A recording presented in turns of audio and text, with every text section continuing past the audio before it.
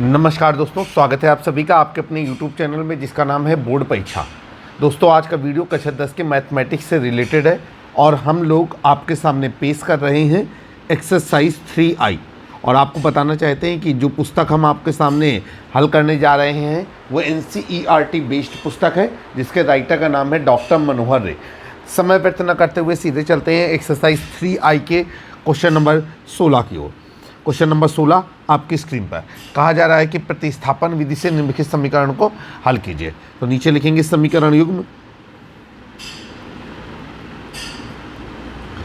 और जो समीकरण युग्म है वो हमारा क्या है, आपका px plus Q Y is equal to 0 और अगला है lx plus m y is equal to n। ठीक है, का प्रतिस्थापन विधि द्वारा हल।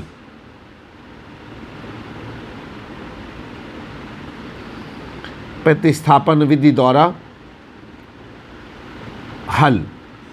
चलिए भाई, सवाल को हल करना शुरू करते हैं। सबसे पहले हमने पहले समीकरण को नोट डाउन किया, px plus Q Y is equal to 0।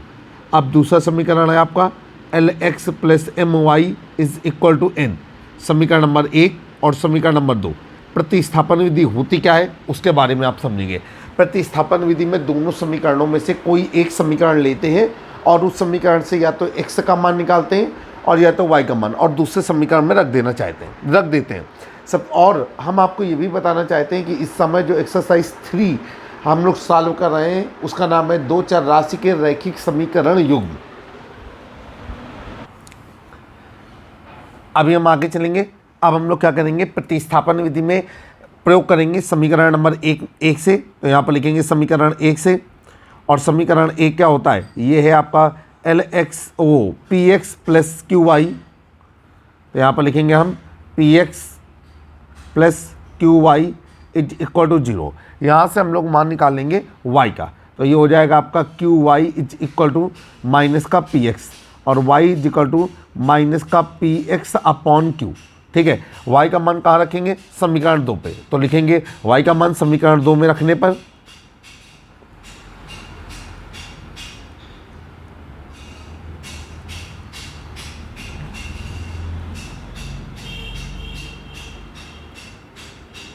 समीकरण नंबर 2 क्या है, ये आपका lx plus m y is equal to n और ये हो जाएगा आपका lx प्लस एम, y का मान रखेंगे माइनस px अपॉन q। ठीक है, और इज इक्वल टू n। यहाँ पर हो जाएगा आपका, इसको सॉल्व करेंगे तो lx is equal to n। ठीक है, lx is equal to n n plus m p. थोड़ा सा रुक करके पहले लेफ्ट हैंड साइड को सही तरीके से हम सॉल्व करेंगे, इसके बाद हम आगे बढ़ेंगे। तो इसको हमने इरेज कर लिया और यहाँ पर अब हम लिखेंगे कि lx minus M p x upon q is equal to n। फिर ये हो गया आपका l q x minus M p x upon q is equal to n।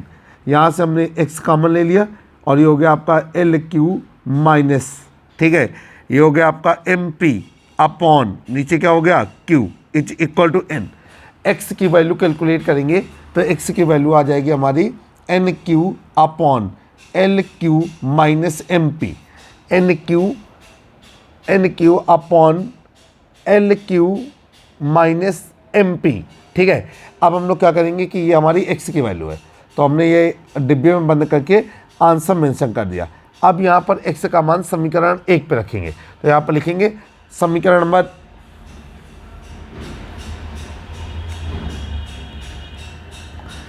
1 में x का मान रखने पर, आइए भाई समीकरण 1 में x का मान रखेंगे। समीकरण 1 हमारा क्या है, ये है हमारा px प्लस क्यू वाई बराबर 0। px plus Q Y is equal to 0। अब ये हो गया आपका p और x का मान क्या हो गया, ये हो गया आपका N Q upon L Q minus M P अब plus Q Y is equal to 0। अब नीचे हम लोग चलेंगे, नीचे हो जाएगा हमारा n p q upon L Q minus M p, ठीक है, plus Q Y is equal to 0। यहाँ से हम क्यू वाई को अकेला कर देंगे तो ये क्यू वाई बराबर minus n p q upon ये हो जाएगा आपका l p minus M p, और यहाँ से y का मान जब निकालेंगे तो q भाग पे चला जाएगा और ये हो जाएगा minus n p q upon q और ब्रैकेट पे l p minus M p, यहाँ से q से q कैंसिल हो गया और y बराबर हो गया आपका माइनस एन पी अपॉन ये हो जाएगा आपका l p minus M P. अब हम लोग चाहें तो माइनस को अंदर कर सकते हैं और y का मान निकाल सकते हैं। आपका y बराबर ये माइनस एन पी लिखा रहेगा और नीचे से हमने माइनस कॉमन लिया तो ये हो जाएगा आपका m p minus l p. अब माइनस से माइनस कैंसिल हो गया और ये हो गया आपका y बराबर n p upon m p minus l p, और इसको हमने डिब्बे में बंद कर दिया तो ये हमारा x का और y का मान कैलकुलेट हो गया। आई होप कि प्रतिस्थापन विधि से जिस तरीके से सवाल को हल किया गया है वो तरीका आपको बेहद अच्छा लगा होगा और समझ में भी आ गया होगा। आपको बताना चाहते हैं कि इस समय हम NCERT कक्षा 10 के मैथमेटिक्स की बुक सॉल्व कर रहे हैं जो डॉक्टर मनोहर के द्वारा लिखी गई है। क्वेश्चन नंबर 17 आपकी स्क्रीन पर क्या कहा जा रहा है। क्वेश्चन नंबर 17 में सवाल को समझते हैं। किताब आप जरूर खोल करके रखिएगा और अगर आपको किताब नहीं है आपके पास तो डिस्क्रिप्शन बॉक्स से आप एक्सरसाइज का लिंक डाउनलोड कर सकते हैं। देखिए क्वेश्चन क्या कह रहा है, यहाँ पर आपसे कह रहा है कि एक रेलगाड़ी कुछ दूरी समान चाल से तय करती है। यदि रेलगाड़ी 10 किलोमीटर प्रति घंटे की चाल से अधिक तेज चलती तो उसे नियत समय से 2 घंटे कम लगते। यदि रेलगाड़ी 10 किलोमीटर प्रति घंटे की चाल से धीमी चलती तो नियत समय से 3 घंटा ज़्यादा लगते। अब कहा जा रहा है कि रेलगाड़ी की जो है वो रेलगाड़ी द्वारा तय की गई दूरी ज्ञात कीजिए। तो चलिए भाई हम लोग शुरू करते हैं सवाल को। यहाँ पर हम लोग करेंगे कि माना रेलगाड़ी द्वारा तय की गई दूरी y किलोमीटर और रेलगाड़ी की चाल x किलोमीटर प्रति घंटा है। ठीक है, तो यहाँ पर सवाल को हम शुरू करते हैं। क्योंकि दो चर राशि के रैखिक समीकरण है, हम सवाल को तभी हल कर पाएंगे जब हमारे पास दो चर पद होंगे। तो यहाँ पर हम लोग लिखेंगे माना रेलगाड़ी की चाल x किलोमीटर प्रति घंटा, माना रेलगाड़ी की चाल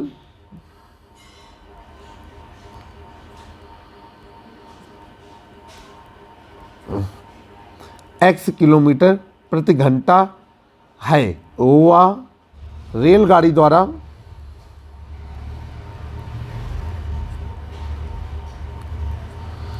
y किलोमीटर की दूरी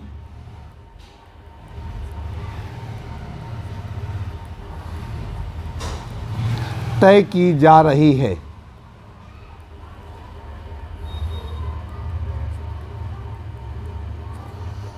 ठीक है, चले भाई अब हम लोग क्या करेंगे, हम दोनों चीज़ें हमने नोट कर दी। अब यहाँ पर हमने लिखा इसलिए दूरी तय करने में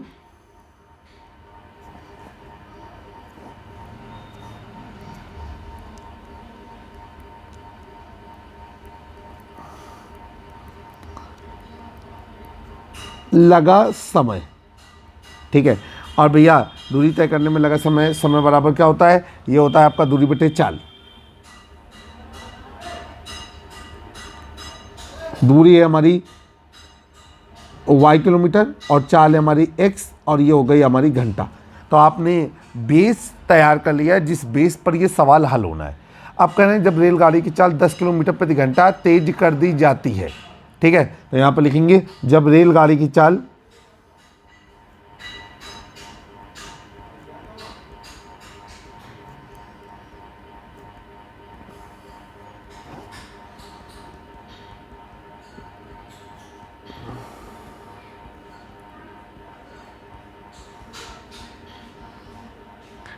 जब रेलगाड़ी की चाल 10 किलोमीटर प्रति घंटा तेज कर दी जाती है।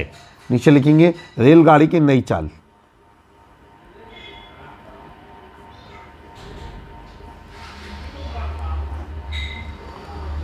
अब देखिए भाई, पुरानी रेलगाड़ी की चाल कितनी है, y किलोमीटर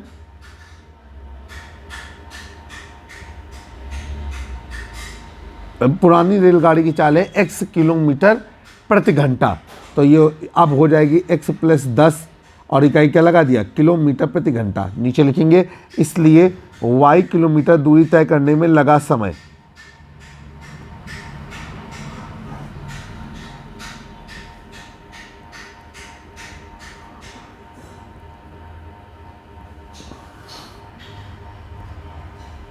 समय बराबर दूरी बटे चाल, तो ये हो जाएगा आपका y बटे x + 10 और इकाई क्या लगा देंगे, घंटा। अब चलते हैं भाई प्रश्न की शर्त से। कहा जा रहा है ऐसा करने से उसे नियत समय से 2 घंटा कम समय लगता है। तो आइए नोट डाउन करेंगे। एक तरफ पुराना समय रखेंगे तो पुराना समय है y/x, एक तरफ नया समय रखेंगे ये y/x + 10। कह रहे हैं ऐसा करने से उसे 2 घंटा कम समय लगता है। तो ये जो नया वाला समय है ये 2 घंटा कम है, तो इस समय में हमने 2 को जोड़ दिया। अब ये दोनों क्या हो गए, बराबर हो गए। ठीक है, अब हम लोग क्या करेंगे कि इसे हम लोग थोड़ा सा सरल करेंगे। ठीक है, और ये कितना हो जाएगा ज़रा समझने की कोशिश करेंगे। तो ये हो जाएगा आपका जा करके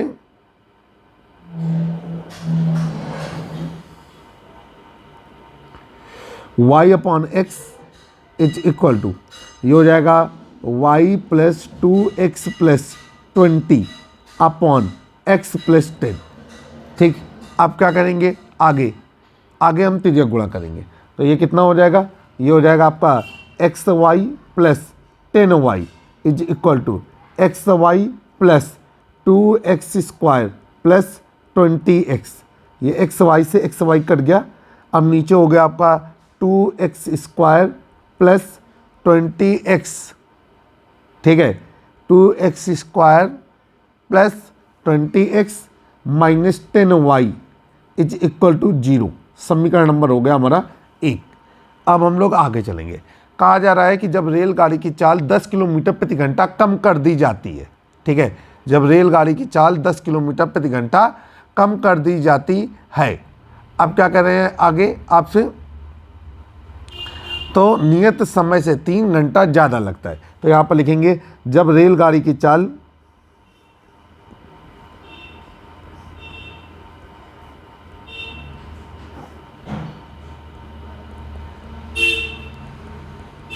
दस किलोमीटर प्रति घंटा घटा दी जाती है।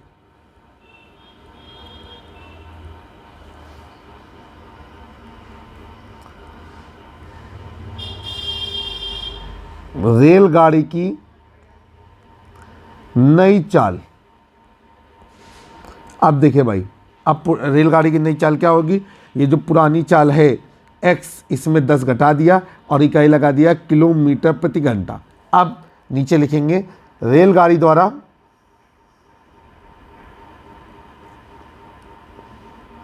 y किलोमीटर दूरी तय करने में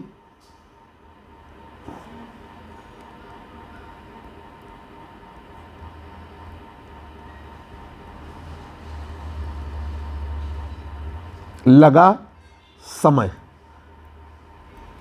अब समय बराबर क्या हो जाएगा, दूरी बटे चाल। दूरी है आपकी y और चाल है आपकी x - 10 और इकाई क्या लगा दिया हमने, घंटा। अब चलिए भाई, एक तरफ पुराना समय हो गया y/x और एक तरफ नया समय हो गया y/x - 10। करें ऐसा करने से 3 घंटा ज़्यादा समय लगता है। तो ये जो नया वाला समय है ये ज़्यादा है, तो इस नए वाले समय में या 3 घटा दें या पुराने वाले समय में हम 3 जोड़ दें।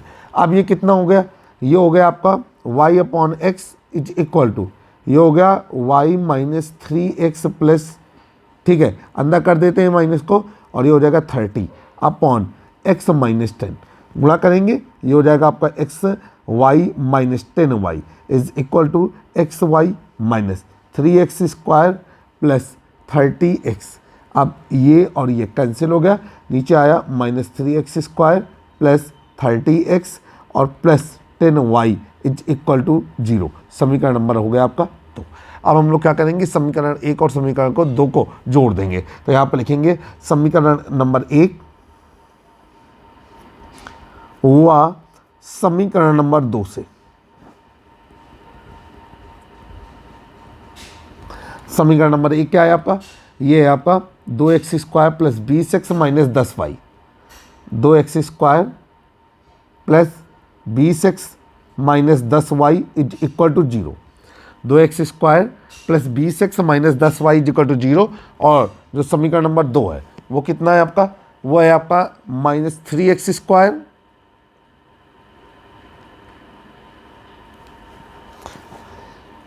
-3x² plus 30x plus 10y is equal to 0। आप देखिए, अब हम सवाल को यहाँ पर लिखेंगे जोड़ने पर। आइए जोड़ते हैं। तो ये लिख दिया जोड़ने पर। अब जोड़ने पर क्या होगा, ये कैंसिल हो गया और नीचे कितना आ गया, ये हो गया आपका माइनस का x² प्लस का 50x बराबर 0। यहाँ से हम क्या कॉमन लेंगे, यहाँ से हमने कॉमन ले लिया माइनस का x, ये हो जाएगा आपका x माइनस 50 बराबर 0, और एक आया आपका x बराबर 0 और एक आया आपका x माइनस 50 बराबर 0, और ये हो गया आपका x बराबर 50। तो ये देखिए भाई, ये मान तो अमान्य हो जाएगा क्योंकि रेलगाड़ी की चाल 0 किलोमीटर प्रति घंटा तो होगी नहीं। अब 50 वाले मान से हम सवाल को हल करना शुरू करेंगे। हम लिखेंगे समीकरण 1 में x का मान रखने पर, नोट डाउन किया, समीकरण 1 में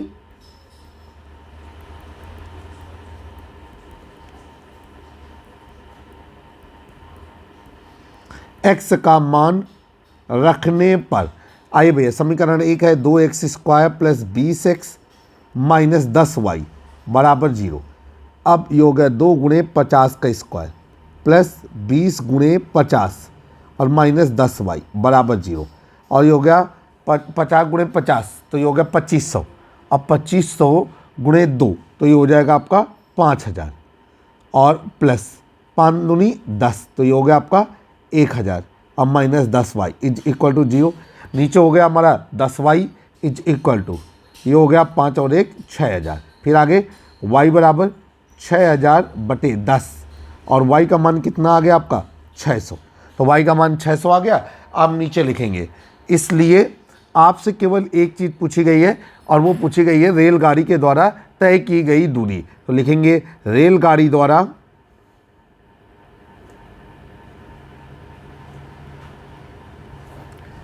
तय की गई दूरी बराबर, ये है आपकी y किलोमीटर और y का मान हम रख देंगे तो ये हो जाएगा आपका 600 और इकाई क्या लगा दिया किलोमीटर। तो आपका उत्तर आया कि रेलगाड़ी के द्वारा तय की गई दूरी जो है वो 600 किलोमीटर है। अब हम लोग चलेंगे क्वेश्चन नंबर 18 की ओर। क्वेश्चन नंबर 18 आपकी स्क्रीन पर, ये सबसे पहले आपका आंसर हो गया।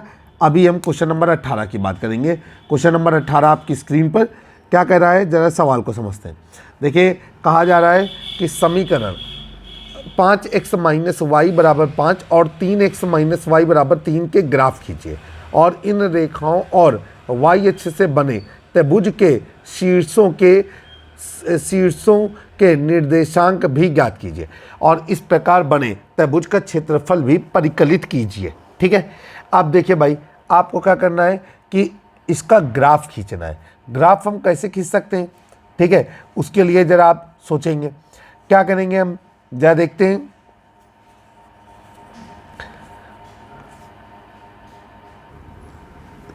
तो सवाल आपने देख ही लिया है, यहाँ पर हम लोग लिखेंगे समीकरण। तो यहाँ पर नोट डाउन किया समीकरण युग्म,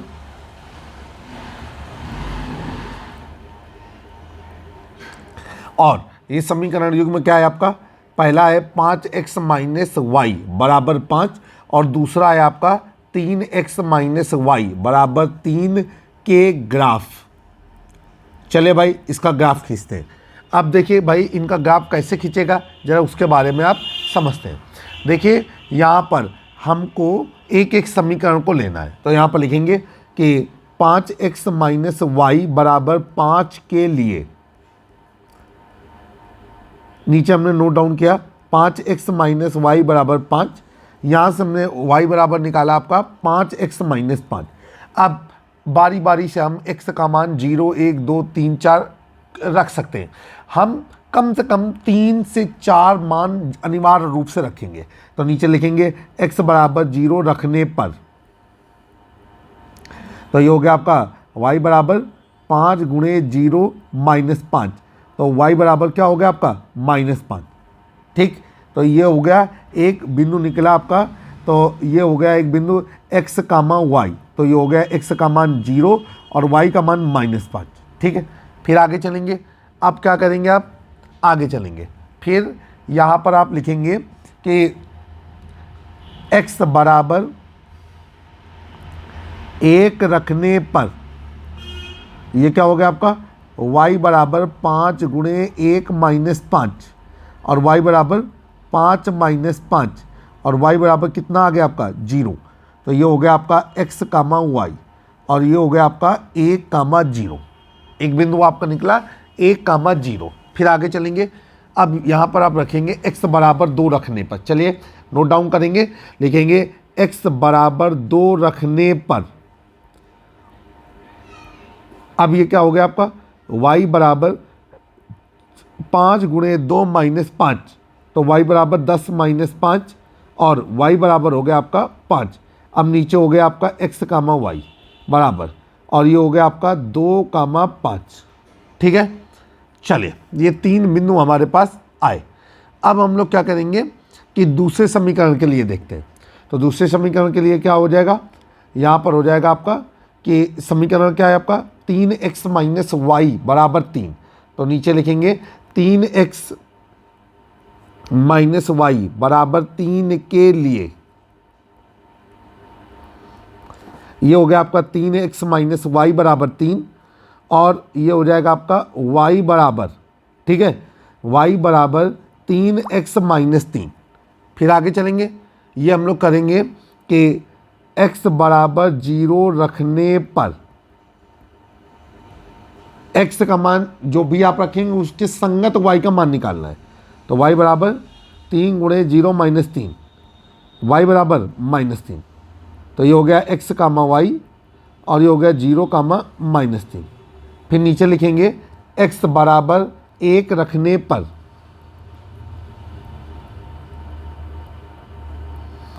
और ये हो गया y बराबर 3 गुणे 1 माइनस 3 और y बराबर हो गया आपका 3 माइनस 3, y बराबर हो गया 0। तो ये हो गया x कामा y और ये हो गया 1 कामा 0। ठीक है, अब हम लोग आगे चलेंगे। अब हम रखेंगे x बराबर 2 रखने पर,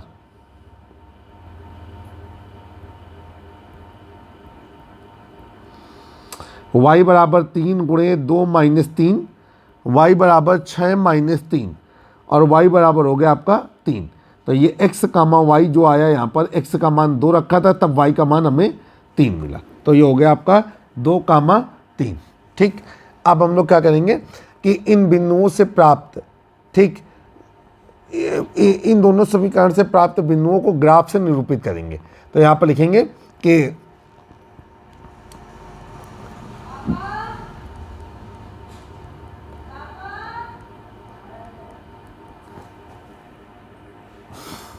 बिंदुओं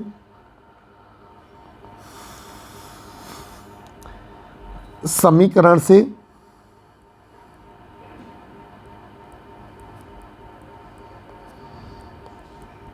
प्राप्त बिंदुओं द्वारा निर्मित ग्राफ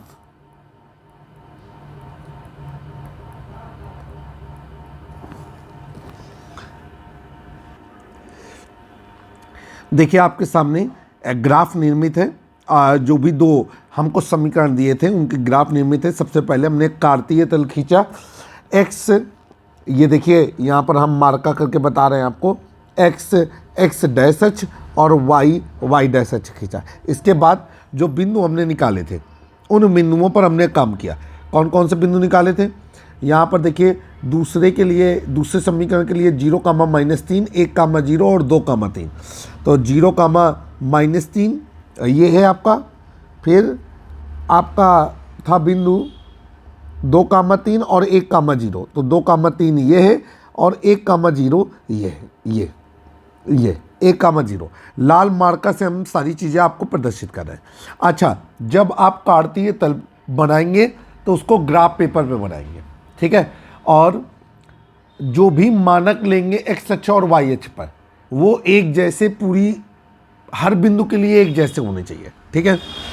अब जैसे आप मान सकते हैं कि एक बड़ा खाना बराबर 1। अब पहले समीकरण के पॉइंट देखेंगे। पहले समीकरण के पॉइंट क्या थे? 0, -5, 1, 0 और 2, 5। 0, -5, 0, -5, 1, 0 और 2, 5। तो 2, 5 कहाँ पर है? ये पॉइंट 2, 5 है।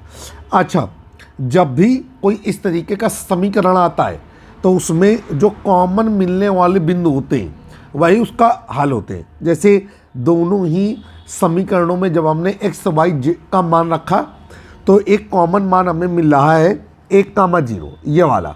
तो अगर कोई हमसे पूछ ले तो हम ये कह सकते हैं कि यही पॉइंट समीकरण के हल भी हैं।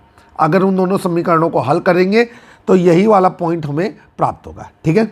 आई होप कि इतना आपको समझ में आया होगा। अब आप लोग क्या कर रहे हैं कि एक तो उत्तर हो गया, दूसरा उत्तर क्या कह रहा है? कह रहा है कि इन रेखाओं और वाई अक्ष के बीच बने त्रिभुज के निर्देशांक ज्ञात कीजिए, ठीक है। तो यहाँ पर लिखेंगे, सबसे पहले ये चित्र देख करके ही पता चलेगा, तो लिखेंगे कि दोनों रेखाओं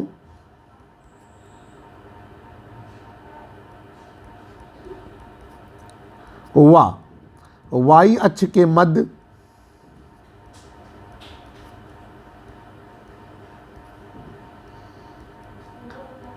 बने त्रिभुज के शीर्षों के निर्देशांक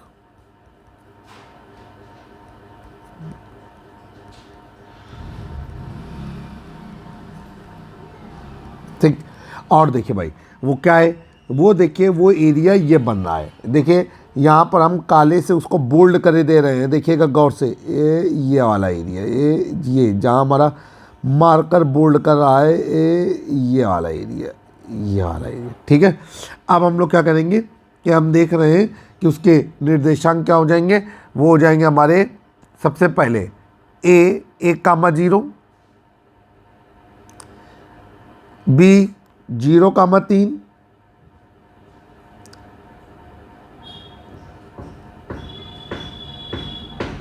अच्छा, देखिए भाई वापस लेंगे हम अपनी बात को, वापस ले लिया बात को। ये वाला एरिया बनेगा क्योंकि कहा जा रहा है कि दोनों त्रिभुजों और वाई अक्ष के मध्य, तो ये वाला एरिया बनेगा।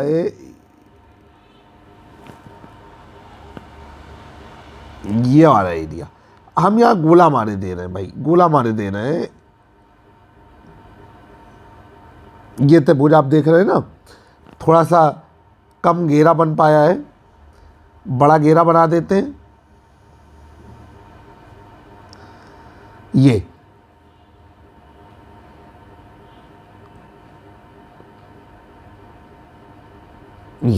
ठीक है। अब देखिए भाई इसके निर्देशांक क्या हो जाएंगे? तो ये हो जाएगा हमारा A, वो हो जाएगा आपका 1, 0, B ये हो जाएगा 0, -3 और C 0, -5।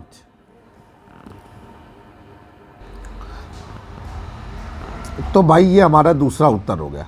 अब तीसरे उत्तर की बात करेंगे। कहा जा रहा है कि इस त्रिभुज का क्षेत्रफल भी ज्ञात कीजिए। तो यहाँ पर लिखेंगे कि त्रिभुज ABC का क्षेत्रफल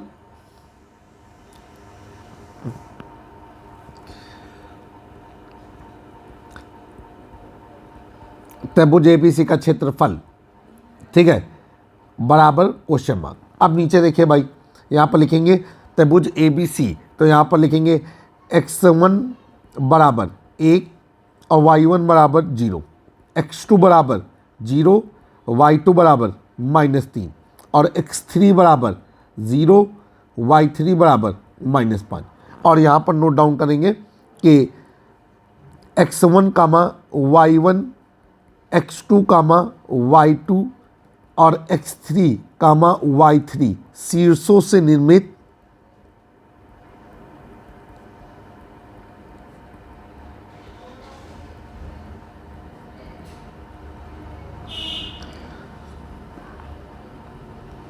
त्रिभुज का क्षेत्रफल। ठीक है, आइए ये हो जाएगा आपका 1/2 और ब्रैकेट में x1 y2 minus y3 plus x2 y3 minus y1 plus x3 y1 minus y2 is equal to, बस इतना। अब यहाँ पर हम लोग चलते हैं तो लिखेंगे इसलिए 1 कामा 0, 0 कामा -3 कामा 0 कामा -5 से निर्मित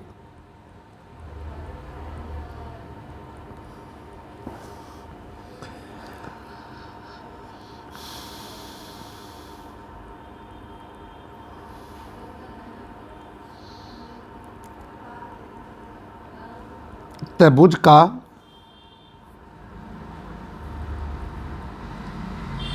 क्षेत्रफल। और ये हो जाएगा हमारा 1/2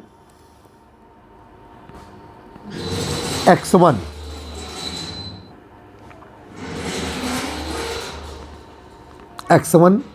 और ये है आपका y2 माइनस y3। ठीक है, तो ये हो जाएगा आपका -3 -5। ठीक है, प्लस x2 और y3 माइनस y1। ठीक है, ये था y2 minus y1, x1 y2 minus y3। अच्छा, ये है आपका y3 माइनस y1, तो -5 -0 plus x3 y1 minus y2, तो y1 क्या है आपका 0 और y2 क्या है आपका -3। ये हो गया आपका कुछ ऐसे, और ये बंद कर दिया गया। ये हो गया आपका 1/2, ये हो गया आपका -3 धन 5 धन 0 धन 0, आगे 1/2 और ये हो जाएगा आपका गुणे 2 और ये आ जाएगा 1 वर्ग इकाई। तो आपका आंसर आया कि इन शीर्षों से निर्मित त्रिभुज का क्षेत्रफल 1 वर्ग इकाई है। आई होप कि सवाल हम अच्छी तरीके से आपको समझा पा रहे हैं। अब हम लोग चलेंगे क्वेश्चन नंबर 19 की ओर। क्वेश्चन नंबर 19 आपकी स्क्रीन पर। अब केवल क्वेश्चन नंबर 19 और क्वेश्चन नंबर 20 दो ही प्रश्न रह गए। इसके बाद इस एक्सरसाइज एक्सरसाइज 3I का पूरी तरीके से समापन हो जाएगा। Exercise 3I question number 19।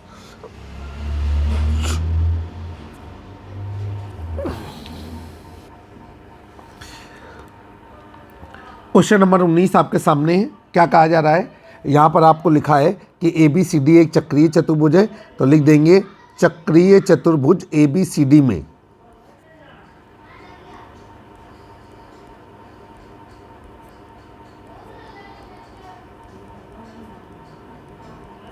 देख एक चित्र बना हुआ है। अब यहाँ पर लिखेंगे चतुर्भुज के कोण। ठीक, यहाँ पर नोट डाउन किया चतुर्भुज के कोण।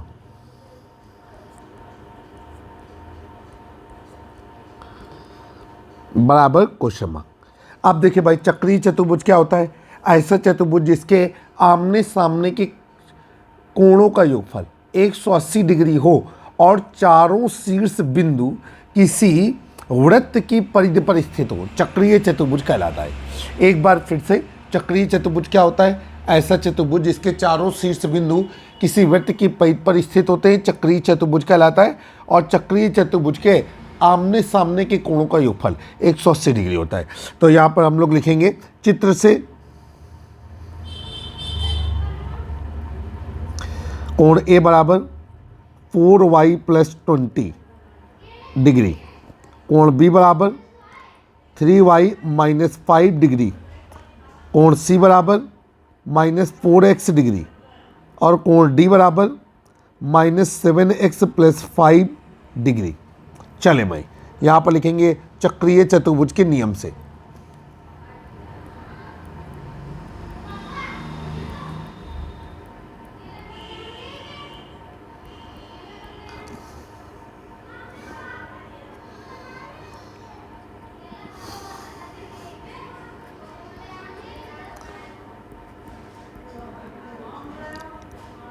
नियम से, ठीक है।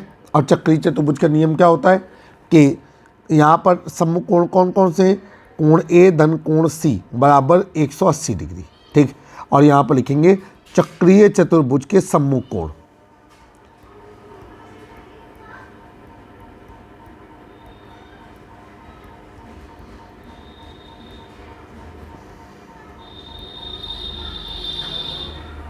आगे चलेंगे, कोण ए कितना है, ये हो जाएगा आपका 4y + 20 प्लस कोण सी -4x बराबर 180 डिग्री। और ये हो जाएगा आपका कितना, -4x + 4y बराबर 180 डिग्री -20 डिग्री। और ये हो गया आपका -4 कॉमन ले लीजिए, x - y बराबर 160 डिग्री, x - y बराबर 160 में -4 का भाग दे देंगे तो -40 डिग्री। समीकरण नंबर हो गया आपका 1। अब हम समीकरण नंबर 2 को लेंगे, तो यहाँ पर लिखेंगे कोण B धन कोण D।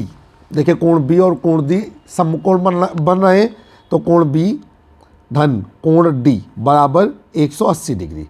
और यहाँ पर भी वही लिखेंगे चक्रीय चतुर्भुज के सम्मुख कोण।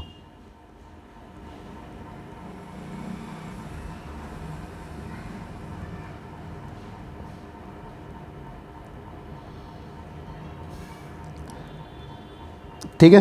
अब कोण B कितना है, कोण B है हमारा 3y - 5। और कोण D कितना है, ये है हमारा -7x + 5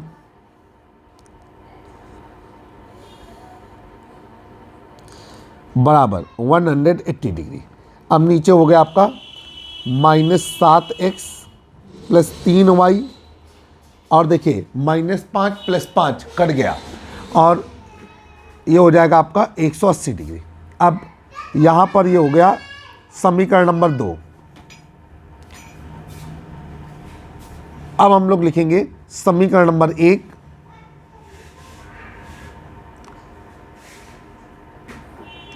समीकरण नंबर 1 से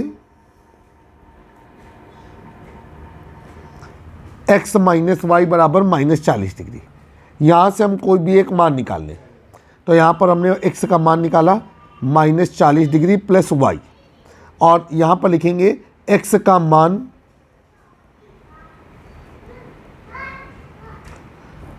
समीकरण 2 में रखने पर,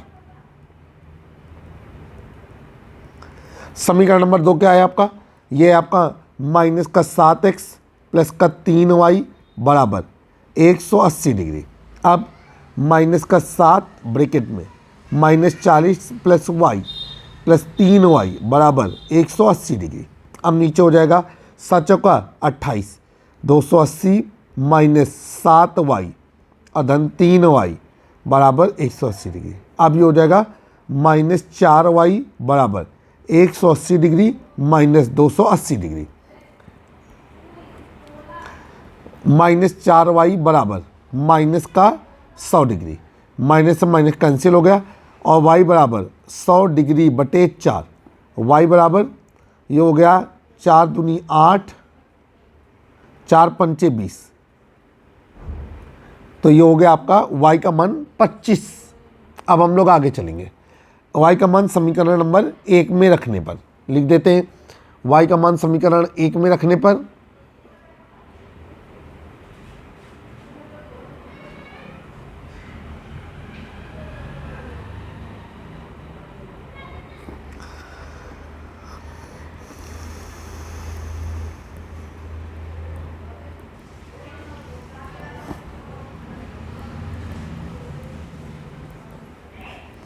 और ये हो गया आपका x धन y बराबर, समीकरण 1 क्या कर रहा है, x धन y बराबर x - y बराबर 40 डिग्री, x - y बराबर -40 डिग्री। और ये हो गया आपका x - 25 बराबर -40, x बराबर -40। फिर से देखेंगे,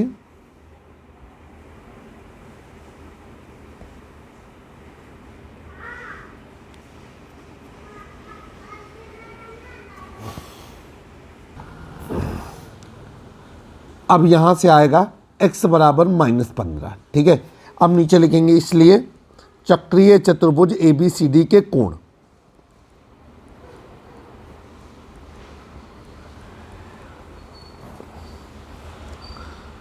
चक्रीय चतुर्भुज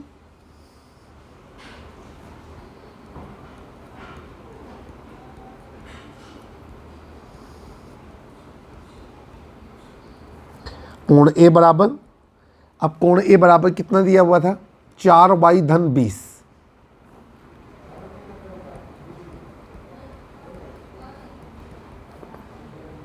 चार गुणे 25 धन 20 डिग्री, और ये हो जाएगा 25 चको 100 धन 20 डिग्री, और ये हो जाएगा आपका 120 डिग्री, ठीक है।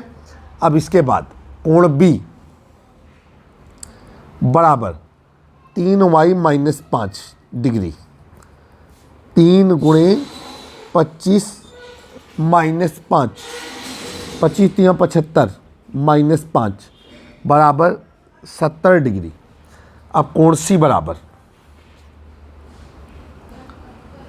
-4x डिग्री बराबर -4 गुणे x का मान -15 डिग्री, ओ डिग्री ना बोलेंगे, -15, तो ये हो गया 15 चौको 60 डिग्री। अब कोण डी बराबर, कोण डी क्या है आपका, ये है आपका -7x + 5 डिग्री, तो ये हो गया आपका -7 गुणे x का मान -15 + 5, 15 सत्ते 105 धन 5,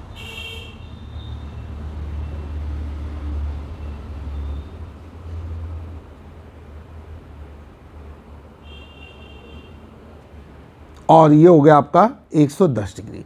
तो ये था आपका आंसर। आपने चक्रीय चतुर्भुज के जो चारों कोण थे ABCD, उनके मान कैलकुलेट कर लिए। आई होप कि आपको समझ में आया होगा। अब हम लोग चलते हैं क्वेश्चन नंबर 20 की ओर। क्वेश्चन नंबर 20 आपकी स्क्रीन पर क्या कहा जा रहा है, कह रहे हैं किसी कक्षा के विद्यार्थियों को पंक्तियों में खड़ा होना है।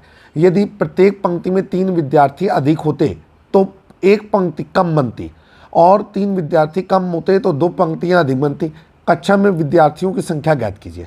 अब यहाँ पर क्या मानेंगे कि आपको बताना तो एक चीज़ है कि कक्षा में विद्यार्थियों की संख्या कितनी है। हम यहाँ पर लिखेंगे कि मानक कुल पंक्तियाँ x है और प्रत्येक पंक्ति में विद्यार्थियों की संख्या y है। तो यहाँ पर लिखेंगे माना कक्षा में कुल पंक्तियाँ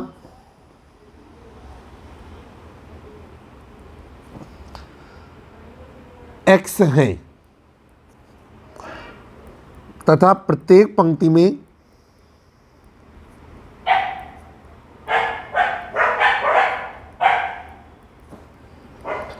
विद्यार्थियों की संख्या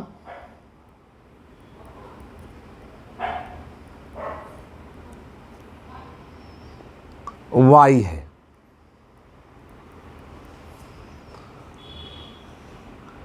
इसलिए कुल विद्यार्थियों की संख्या,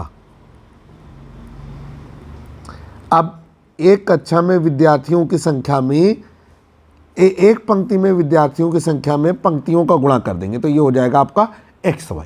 अब क्या कर रहे हैं, कह रहे हैं यदि पंक्ति में 3 विद्यार्थी अधिक होते तो एक पंक्ति कम बनती। तो यहाँ पर लिखेंगे जब पंक्ति में 3 विद्यार्थी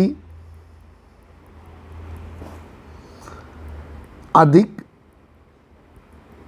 हों तब एक पंक्ति कम बनती है। चलेंगे भाई, अब यहां पर क्या हो जाएगा आपका, तो ये हो गया आपका। चलेंगे आगे, हल करेंगे। विद्यार्थियों की संख्या,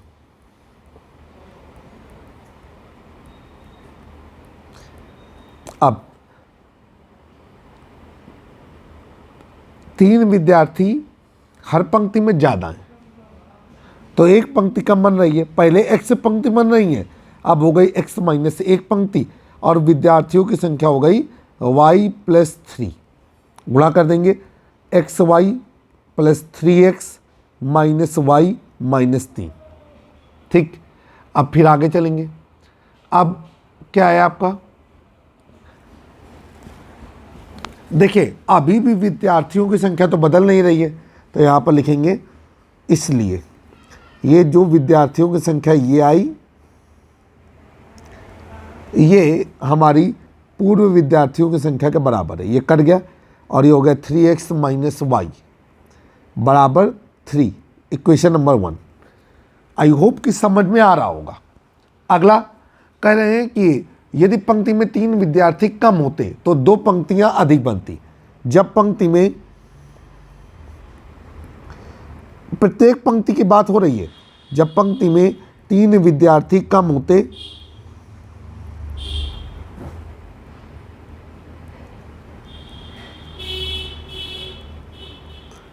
तब 2 पंक्तियां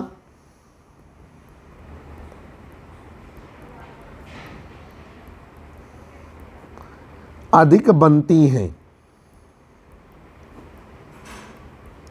इसलिए विद्यार्थियों की संख्या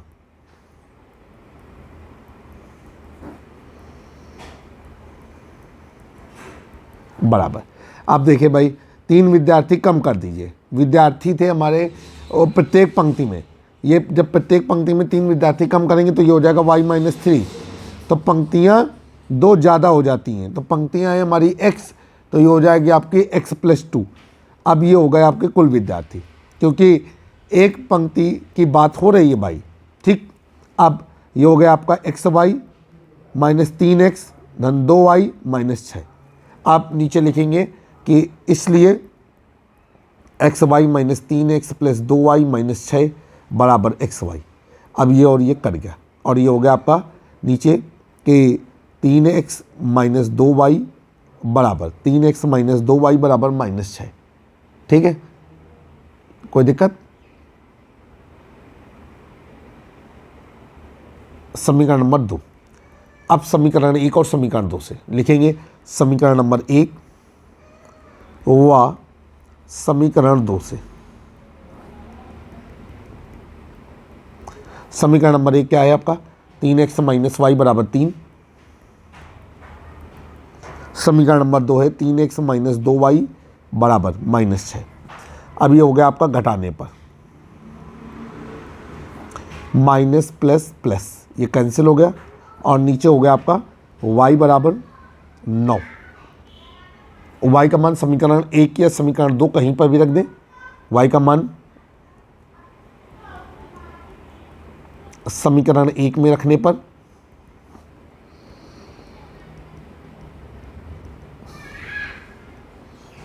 समीकरण 1 है 3x माइनस वाई बराबर 3, 3x माइनस 9 बराबर 3, 3x बराबर 3 धन 9, 3x बराबर 12 और x बराबर 12/3, x बराबर 3 चौको 12, x का मान 4 आ गया। यहाँ पर नीचे लिखेंगे इसलिए विद्यार्थियों की संख्या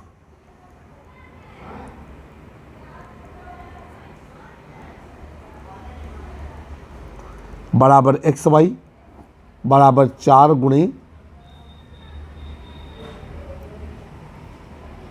9 और 9 चौका 36। तो आपका आंसर आया कि कक्षा में कुल 36 विद्यार्थी हैं। आई होप कि आपको सवाल जो समझाए गए हैं वो सब बेहतर तरीके से समझ में आए होंगे। जल्द ही हम एक नए वीडियो में फिर से आपसे मुलाकात करेंगे। कक्षा 9, 10, 11, 12 के मैथमेटिक्स के वीडियोस के लिए आप हमारे YouTube चैनल के साथ जुड़े रहें, बेल आइकन दबाना ना भूलें ताकि समय से आपको आने वाले वीडियो के नोटिफिकेशन मिलते रहें। अगर पढ़ाते समय कहीं कोई कमी होती रह रही है तो आप कमेंट बॉक्स पे ज़रूर मेंशन करें। नमस्कार।